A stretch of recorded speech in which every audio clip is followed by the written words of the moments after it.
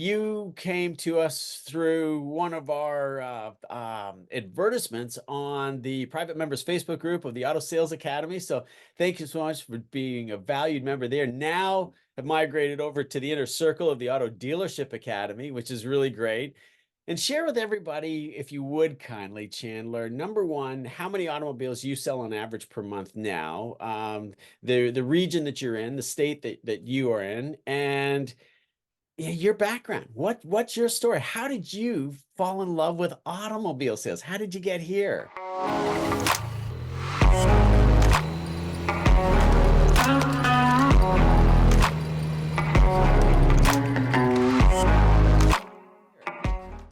Absolutely. So right now I'm averaging about 20 a month. Some months are higher, some months are maybe right at 20, maybe underneath 20.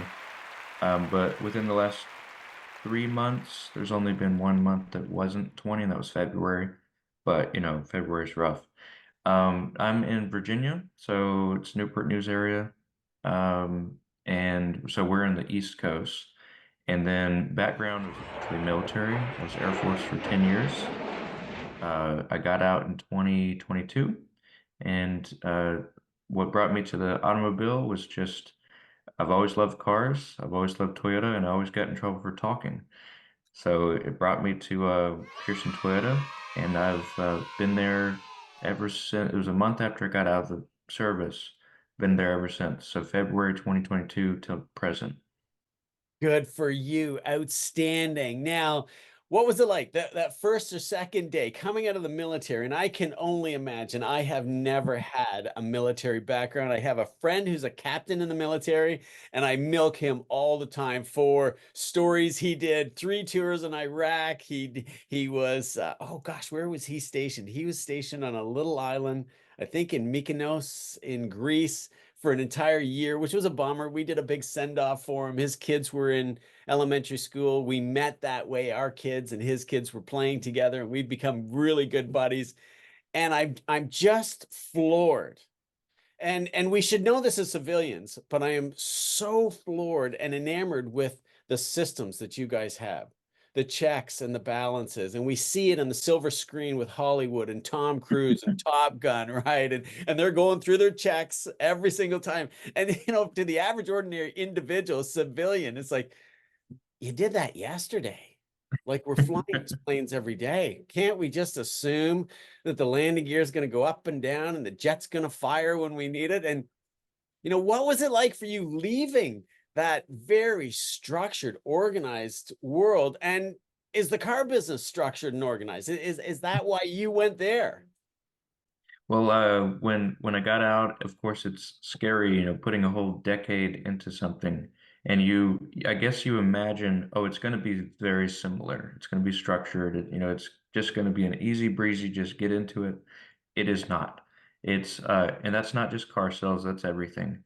But going into car sales, I thought, oh, this is going to be a breeze. They're going to tell me, okay, Chandler, at 7 o'clock, you're going to call some customers, and at 8 o'clock, you're going to stand outside and grab. I thought it was going to be like that. It wasn't. I get there and they say, okay, study for your license. When you're done with that, just sit around and wait. And when I got my license, what do I do now? I'll grab a customer, show them a car. Okay, so there was no structure. Everybody's very busy, so they don't have time to sit and train each person diligently. They're getting better now, but when I went through, it was just dog eat dog. Just go out there and try to survive. But I was really running full sprint for the longest time. That's actually what brought me to the six-figure manifesto. Easier way. It can't just be chaos all the time. There needs to be checklists, there needs to be forms, there needs to be a system, there needs to be a cheat sheet, right? For lack of a better term, the activities. I struggled so hard to put together just 8 activities. I've heard that there's 14 steps to the sale. I've heard there's 20 steps to the sale. I'm thinking, oh my gosh, like yeah, I've been where you are, graduated university, came into the car business thinking second greatest financial decision that people make in their lives. This has to be orchestrated.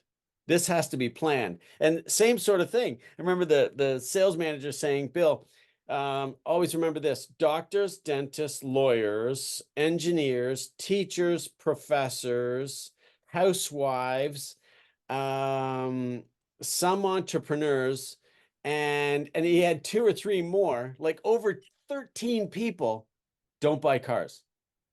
And I'm sitting here, I'm brand new, fresh out of college, and this was my dream job. Like I really wanted to do this. I'm like, well, if 13 people of those careers don't buy cars, who does?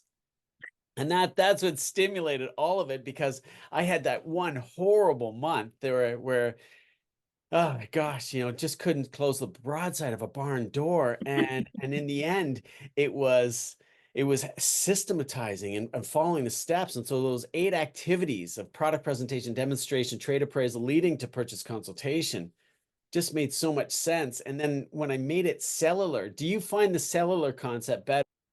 So because everybody's different, it helps. It's in the back of my head. I'm going, okay, this person wants to sit and talk numbers. This person wants to see, can I afford it before I test drive it? This person goes, I don't care about any of that.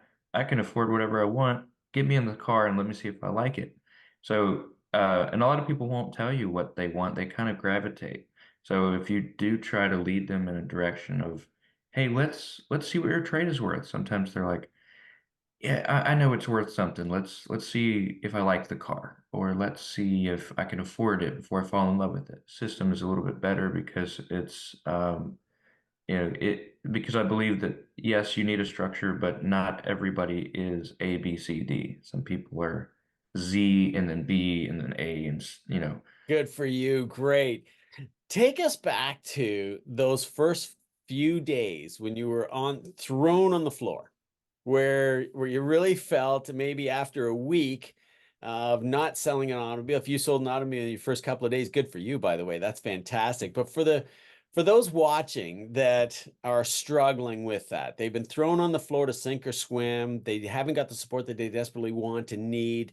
They feel like they're competing with colleagues. Certainly didn't feel and don't feel like every shopper is a buyer.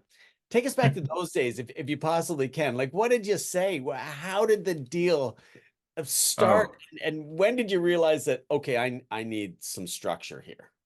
Oh, it was immediate. So I had looked up every video known to man. I'd looked up Reddit posts about how is it in car sales. I was like, I got this. It's gonna be easy. I came prepared. Not at all. Uh the first customer that I remember, because I'm everything else was just a, you know, traumatic event. But the person I remember, they walked up to me and they said, well, my wife is looking for a vehicle, either a Forerunner or a Highlander, and then, but I'm not buying today. I'm just looking, and I was like, oh, okay, okay, just looking, no problem, no problem, that's okay.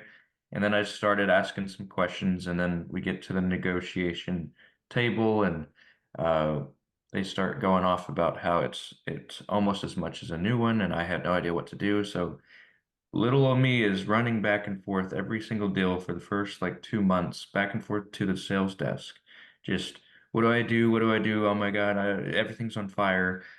There was zero structure. There was zero Everything's on confidence. fire. I know that feeling so Yeah, I well. went from a confident Air Force military personnel, because you've seen how direct they can be, to wow, I don't think this is for me. I love this, but I got to figure it out. And a lot of people were saying, Chandler, you just need to build your confidence and you need to figure out what you're doing. I had zero product knowledge, basically nothing. I just decided to throw myself out there. And that's not the way to do it. Learn from me. Don't just jump out there.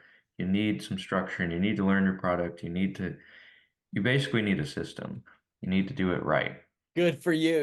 It comes back to that confidence competence loop, doesn't it? So much Yes. like the infinity loop. It's like, Chandler, you just need to build your confidence. It's like, yeah, but how do I build my confidence when I have none because I don't know what I'm doing? I need to know Right. what I should be doing. And loved your analogy of everything's on fire. And did it feel like anybody was there helping you putting the fires out? When I absolutely needed it, yes. But I would have to go, hey, I really need to know how to handle this. I really need to know what's going on here. If I didn't do that, they would just go, hey, figure it out and straighten up and fly right. And I'm like, what? This is just what in the world? It was expected for me to just go in there and know it. And I have actually taken that experience and I've molded it with the folks that I have seen promise with. And I say, hey, let's shortcut all this. And I don't go over, what I've learned. I don't want to divulge into that, but I go, here's something that will stop you from hitting your head against the wall a million times. Don't do this, don't do this, don't do this. Focus instead on this method and go from there. And I've seen their success too. So it's not just something that I've happened upon and accidentally figured out and it only worked on me. These systems, if done correctly, will work with anybody. Good for you. Now, I espouse through our weekly classes and our one-on-one coaching sessions. By the way, you've got to book some more one-on-ones. Yes, Just I a do. friendly reminder. Yes, Um, I do. that it's four pillars. The success of selling automobiles hinges on the four pillars, and that's prospects as well as product presentations and then closing and negotiation. And I beat up our industry with 90%, 99% of sales trainers talk about the two things that are great, negotiate and closing. But if you don't have any prospects and you can't do a decent presentation, you're sunk. And you touched on Hmm. the fact that not everybody needs a data dump and a full 60 feature benefit presentation that we facilitate through the program, but we also share with you based on those four behavior buyer profiles that you touched on seconds ago. Not everybody's the same. You've got to tailor your presentation appropriately. To sell 20 cars a month, how much prospecting do you need to do, Chandler? So if you look at industry average, 30% is the average. So you need 60 people to actually put in your CRM. Don't forget that. Put them in the CRM, talk to them, go through the whole process as much as you can. But I found that I haven't tracked it lately, but industry average is 30%. So you need at least 60% until you start getting really good. And then let's say it's 40% is top of the line, but uh, typically you're going to need 60 to 100 people in order to average over 20 or 20 over. So it's not just something where I talk to 20 people and I get 20 deals. That's a pipe dream. Even at the best levels, it still is going to require work. But you can put a lot less. Uh, you can put in the right work, work smarter, not harder, doing it the right way by just tracking what you're doing. You go, okay, so I've put five people in the showroom. I've gotten to the three pencils. I've done this. I've done this. You have to actually keep track of that and go, okay, so I've talked to 40 people. I've got 20 more people for the month. Let's see if I can beat that. Let's try to get over 20. Just even if you think, oh man, I'm only at six and I've already talked to 15 people. Well, who knows? Maybe the next, you know, other people you talk to are gonna want what you have. So, Good. just follow that process and but I would say about 60 people they get 20. So, and it gets better over time, but that's where you should start. Good for you. Dynamite. Now, your store has a lot of walk-in traffic, doesn't it? You guys do a great job of advertising and driving traffic to the showroom. Yeah, it's February was a little tough for everybody, but we have seen the first day of March till now. We're getting so many customers. We actually looked at it last week. We had 70 people come into our showroom in 1 week. And that means everybody got about 14 to 15 people per person. That's what's logged. But everybody got at least 14 people that actually sat down, put them in the system, went over everything. So we were getting a ton of traffic, especially with the good weather. Good for you. I like the comment. That's what's logged. Because the average ordinary salesperson that doesn't have a system, that doesn't believe that everyone's a shopper, doesn't log a few of them, right? Because that could open a can of worms and the boss could see that, hey, I saw you were busy with some people there. Like, what happened? It's like, oh yeah, no, they were coming out of service, or yeah, they dropped somebody off at the mall and they were killing some time and kind of wandered through. Good for you. Now, we had a great coaching call, and oh my gosh, we've had several in January, several in February, but we had one in particular. You were struggling with dominant, assertive type buyers. So we would call those Mhm. the A types. They're the upper left-hand corner of the quadrant. And we went through some skills in order to make that better. And then I think it was that afternoon you messaged me or you text me or that evening, hey, just want to let you know, implemented the tactic on those assertive aggressives, sold the car. I was like, hey, fantastic, incredible. And then the next day you said, hey, I implemented those tactics, sold three in one day. So a hat trick. It was like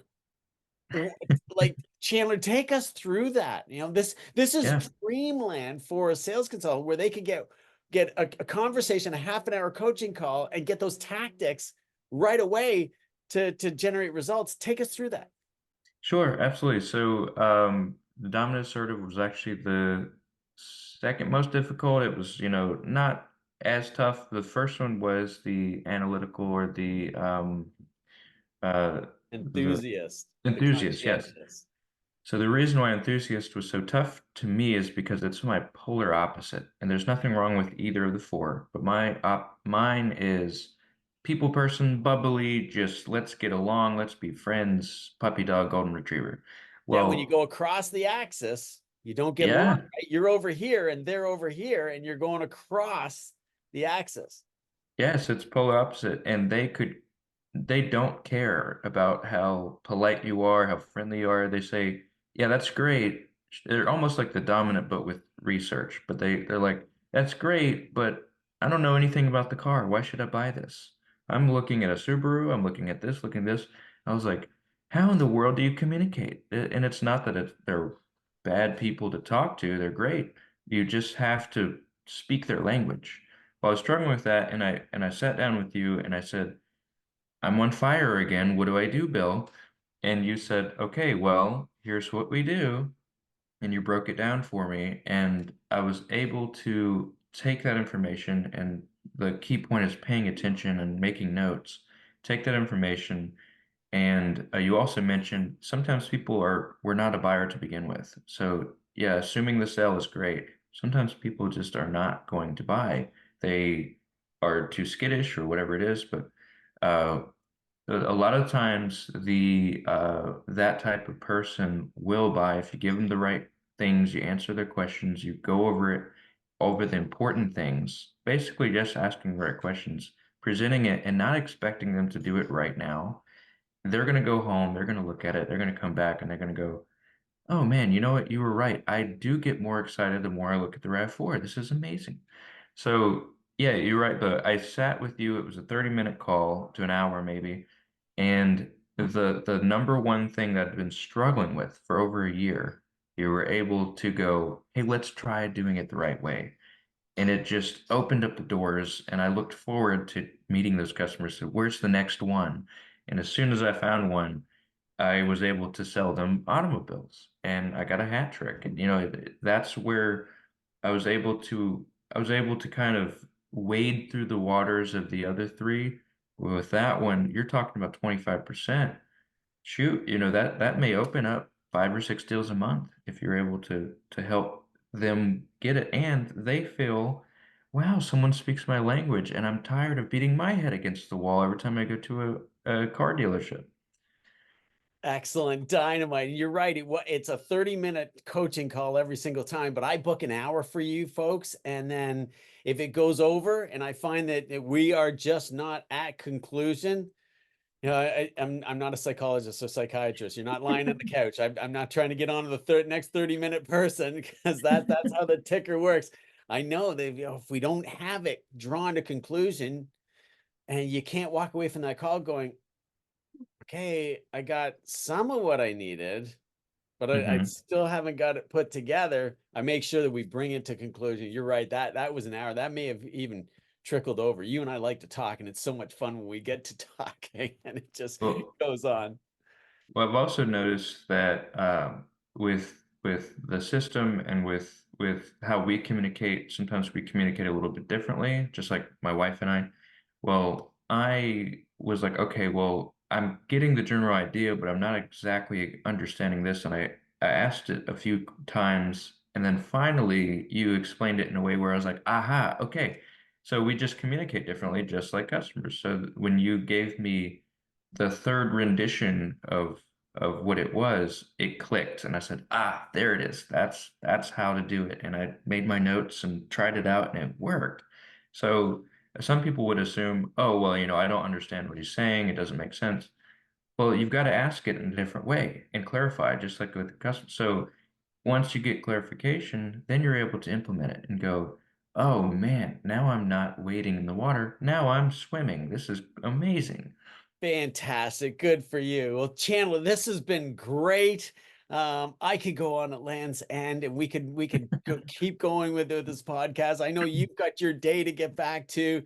We'll do this again. Unquestionably, we'll do this again. I can't wait till you have your double hat trick in one day. You must notify everybody in the group and me especially, and then Oh yeah. plan on a podcast. I'm gonna reach out to you like, Chandler, how'd you do six in one day? That's just Oh yeah. magnificent. Good for you.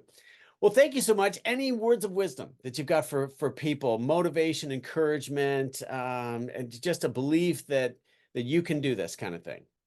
Absolutely. So a lot of the time people will start having issues, and then once they're having issues, they decide to reach out. And I'm bad about that. What you got to do is you got to go, how do I plug the hole before it starts leaking? Well, you got to book a call. You got to do the system. You got to do it right. And you have to, if there's any time to struggle, you just reach out, whether it's to you or to someone else in the business. Just sit down and go, hey, things aren't right. Things are going down. Things are getting bad, and this is what's going on. And sometimes it's just shortcutting the process. But my words of wisdom is in life or in this business or whatever, if you are having a tough time, reach out because some people have been through it. And sometimes it's a simple solution as, oh, well, you are just missing the steps or you are overthinking it or whatever, So my word of wisdom is just don't let yourself get to despair. If you've noticed yourself start to slip in success in your life, reach out to somebody. And especially if it's car sales, reach out to Bill and go, hey, life's normally great. Right now it's not. I don't want to have a bad month and it's the 15th. What do I do? So Good for that's what I would you. suggest. Good for you. Thank you for that. Really appreciate it. You couldn't be more accurate. And this is the purpose for online teaching and training and having the community of private members Facebook group. Unquestionably, reach out. Don't wait until the end of the month or the third day, like the 27th, when that month ends on the 30th, like this month, or the 28th, when it ends on the 31st. Don't reach out then and say, I haven't hit my objective. I'm not at my target. How do I sell 12 cars in the next 3 days? That's doable, but that's almost the hardest challenge you could ever present to yourself. And that becomes demotivating. And that's why goals can be the problem, right? But thank you for Yeah. that. Yeah, reach out, in the Auto Dealership Academy. We have the community, the private members Facebook group. I will answer your call as quickly as possible or your post, and of course you've got everybody else in that group, and that's the really tiny one. The Auto Sales Academy is the great big one, and it's great to belong to that one and ask your questions and get a feel for who we all are. And those are just automobile salespeople, managers, and owners. I'm very strict on who goes into that group. Turn away a lot of people who would like to be a part, but I don't want customers in there. I don't want anybody in there that isn't in our world, so that we can all Mm. benefit by that community and reaching out. Thanks, Chandler. This has been magnificent. Have a wonderful day. Say hi to your wife and your little one for me, and all the best selling this month. You're on track to do 20 or 20 plus this month. Where are we at? Oh yeah, so I'm at 10 and a half, which going back last year, April for the whole month, I did 10 and a half. So uh, I have done, I'm already like, no matter what I do, it's gravy on top, but I'm on pace to hit over 20 if I just keep following the process, doing the right thing. And if I look back the last few months, all the numbers combined, averaging 20 every month this month or this year. So 4 months in, averaging 20 every single month. So there is no uh, bad month, slow time, whatever. It's all in your head. You can prospect anytime, but and also, I want to go back to the thing, what I said earlier. In February, if I had reached out to you when I first noticed things were getting a little tough, I, yes, I did do better. I went from like 8 to 16 since we had talked, but I would have done over 20 if I had just reached out earlier and figured out how to solve that thing. But yeah, you can definitely achieve over 20 within a very short amount of time doing it right. Fantastic. Good for you. Thanks for joining me, Chandler. This has been great. Have a magnificent day, and we will see you Thursday at 10 o'clock for our regular class schedule. And if you can't make it, you get pulled away by a customer, not to worry, that's recorded. So you'll be able to catch up on it later on and book that one-on-one. Let's get connected. Make sure that, well, let's get you into the 30s. You're at the 20s. Let's Yeah. let's let's aim for that 30 mark. Thanks Oh, again, yeah. Chandler. Have a great day. Bye-bye. Thank you. Bye.